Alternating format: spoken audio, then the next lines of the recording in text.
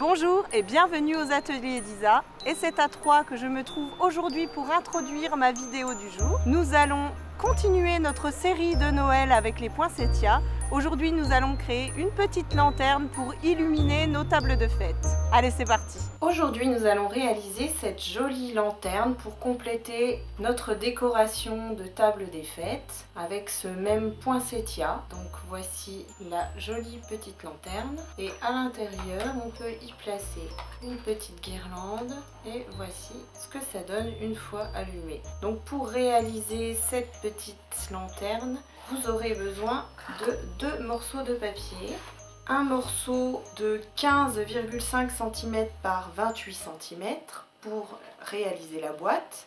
Donc aujourd'hui nous allons faire l'inverse, nous allons faire la boîte en trait vanille et le couvercle en cerise carmin. Pour le couvercle, vous aurez besoin d'un morceau de 7,5 cm par 28,6 cm.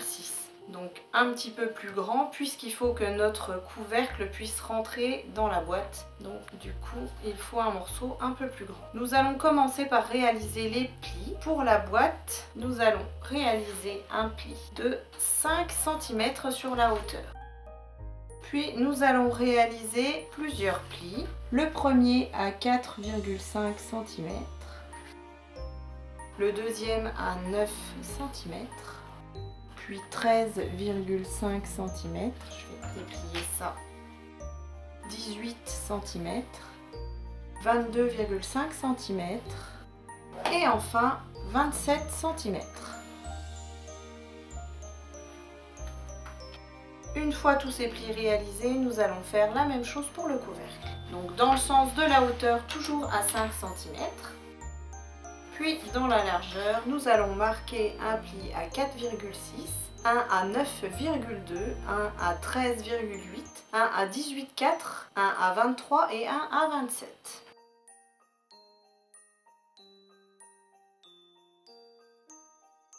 Nous allons à présent venir marquer tous ces plis. Et nous allons découper la languette. Donc nous n'aurons pas besoin de ce morceau-là. Et on va venir biseauter. On va faire la même chose sur celui-ci. Donc pareil sur celui-ci, on vient retirer, on va garder la languette, on vient retirer le morceau. Une fois qu'on a découpé nos languettes, on vient découper sur toutes les marques de plis jusqu'à la première ligne. Et pareil pour le couvercle. On va venir maintenant embosser tout ça. Alors avant d'embosser, on va peut-être découper les petites alvéoles pour savoir où est le milieu. Il va falloir que je sache où s'arrête mon couvercle. Donc mon couvercle mesure 2,5 cm. Donc je vais faire une marque à 2,5 et je vais venir ensuite placer mes poinçons pour pouvoir découper mes alvéoles. Donc une grande, une petite, une grande, une petite, on alterne. Pour la découpe, j'ai utilisé ces poinçons là, donc le deuxième et le troisième plus petit. Donc je vais commencer ici par un petit. Pourquoi? Parce que ensuite ma boîte va venir se refermer ici et si j'utilise un grand, ma languette va dépasser. Donc du coup on commence par un petit puis un grand. Donc je vais le placer au centre.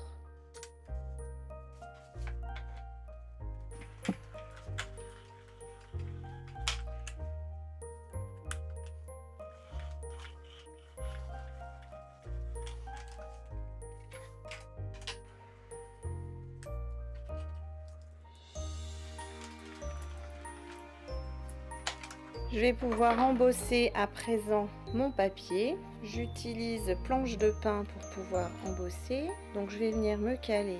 Je me mets jusqu'au pli.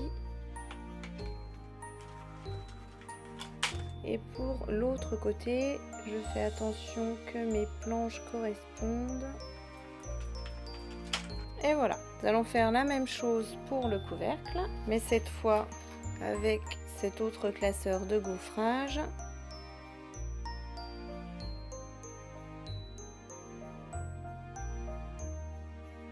Je vous avais dit de marquer les plis avant, pourquoi? Parce que après, on les voit plus trop. Le fait de les avoir marqués avant, du coup, ça permet de les voir à nouveau. Ici, on va pouvoir venir gommer notre trace de crayon. Et on va à nouveau marquer les plis. Avant de monter les boîtes, nous allons faire comme la dernière fois à l'aide de la peinture chatoyante et d'un doigt éponge. Nous allons venir mettre des petites touches dorées. Pas la peine d'en mettre dessous puisque c'est le fond de notre boîte, personne ne verra.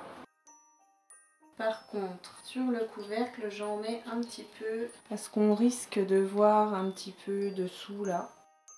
Tant que la peinture chatoyante est sortie, vous pouvez également faire sur vos petites fleurs. Donc vous aurez besoin pour les petites fleurs d'une grande, d'une moyenne et d'une petite en couleur très vanille. Et des mini, il en faudra 6 en couleur cerise carmin. Moi je l'ai déjà fait pour m'avancer. Mais vous pourrez également faire les petites branchettes. Donc il vous en faudra 3 cerises carmin et 3 vanilles. Avant de monter, nous allons placer nos morceaux de papier vélin. Il vous faudra 6 rectangles de papier vélin qui sont issus de ce set de poinçons surpiqués rectangles qui sont là. Et il vous faudra le plus grand des rectangles étroits. Donc il vous en faudra 6. Pour savoir comment tamponner et à quel endroit tamponner mes petits motifs, donc les motifs qui sont là, j'ai utilisé mon Stamparatus. D'abord, je suis venue en placer un sur du papier brouillon. J'ai tamponné mes motifs, donc un petit et un grand. Et ensuite, je suis venue les placer sur mon Stamparatus. Je me suis mis des repères ici, un grand, un petit. Je vais juste prendre mes aimants. On voit par transparence le motif, donc on peut poser notre tampon et puis après on appuie avec la plaque et on sait que notre tampon est bien positionné. Donc je vais peut-être me mettre comme ça pour être sûr que vous puissiez bien voir. Donc on va venir tamponner avec la Versamark pour pouvoir embosser le motif. Donc ce motif là est issu de ce set de tampons qui s'appelle Journée délicieuse. Ce set malheureusement n'est plus disponible, mais vous pourrez y mettre autre chose que vous avez chez vous. Moi je trouvais que ce motif là ressemblait bien aux petites branches qui sont là, donc du coup c'est pour ça que j'ai mis ça pour faire un petit rappel. Et enfin ce motif là, il est issu du set pétales de poinsettia, c'est celui-ci. Et tant qu'on est à l'embossage sur du papier vélin, vous pourrez également tamponner une grosse fleur de poinsettia et l'embosser par la suite en doré. Moi je me suis avancée, je l'ai déjà faite en avance, voici ce que ça donne. Donc je vais vous montrer pour l'embossage. Donc on vient mettre de l'encre, on tamponne et ensuite on vient mettre de la poudre. Alors, utilisez une feuille de brouillon pliée pour pouvoir récupérer la poudre par la suite. Alors j'ai oublié de faire quelque chose de très important et je vais vous expliquer pourquoi. Parce que lorsque je fais ceci, j'ai plein de poudre qui s'accroche sur mon papier et du coup pour le retirer, il va falloir utiliser un petit pinceau. Alors pour que ça n'arrive pas, vous avez une autre solution. Vous utilisez l'embossing body. C'est un petit coussin frotté comme ça et vous allez voir tout de suite la différence. Et vous allez voir que cette fois, ça n'accroche pas. Une fois que j'ai tamponné mon motif, je vais venir chauffer la poudre à l'aide d'un pistolet chauffant comme ceci. Voilà, donc je me suis avancée, j'ai préparé mes autres. Donc il vous en faudra 3 comme ceci et 3 comme ceci. On va venir à présent placer tous nos morceaux de papier vélin ici. Donc pour les coller, il vous suffit juste d'adhésif double face. Donc juste un morceau en bas et en haut et on vient placer. Et on fait comme ça sur tous les morceaux. Je profite d'avoir mon adhésif pour en mettre sur mes 2 languettes, celle de la boîte et du couvercle.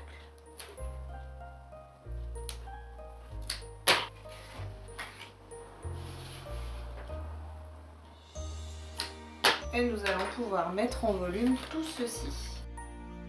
Et voilà, on va venir coller maintenant le fond. C'est pas évident ça, mais pour être bien droite. Donc on va venir coller les deux languettes opposées.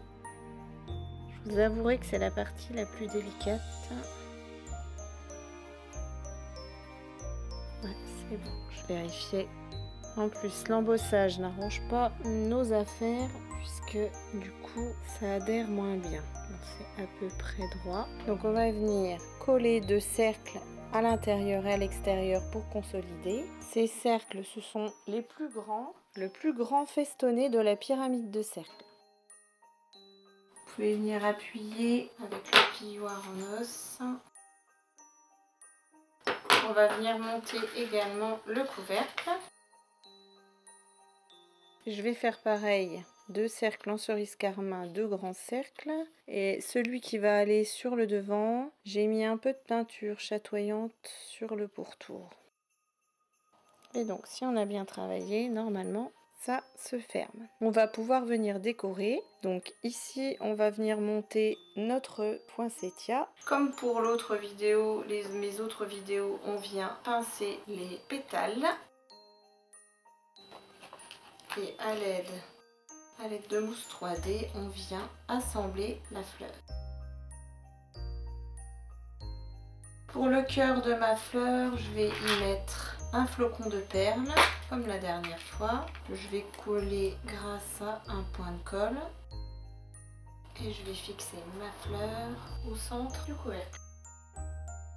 Je vais découper également 3 feuillages comme ça, qui sont issus de ce set de poinçons qui s'appelle Superposition de Noël. Donc j'ai utilisé ce grand là, j'en ai découpé 3. Il y en a un qu'on va venir placer en entier comme ceci, un autre qu'on va venir découper ici pour mettre là, et le reste on va l'utiliser pour décorer les côtés de la boîte. Avant de faire ça, je vais venir coller mes fleurs ici, donc toutes mes petites fleurs couleur cerise carmin, à l'aide de petits dimensional.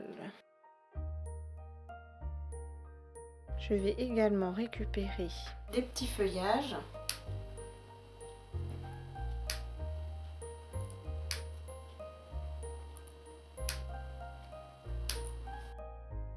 Donc je vais en mettre un là, et ma petite fleur au milieu. On va coller ça.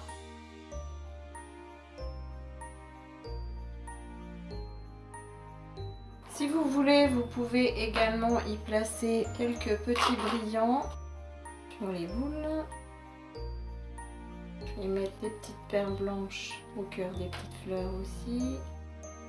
Voilà, il ne nous reste plus qu'à placer le feuillage. Donc un comme ceci, un autre en face. Et voici nos deux petites boîtes.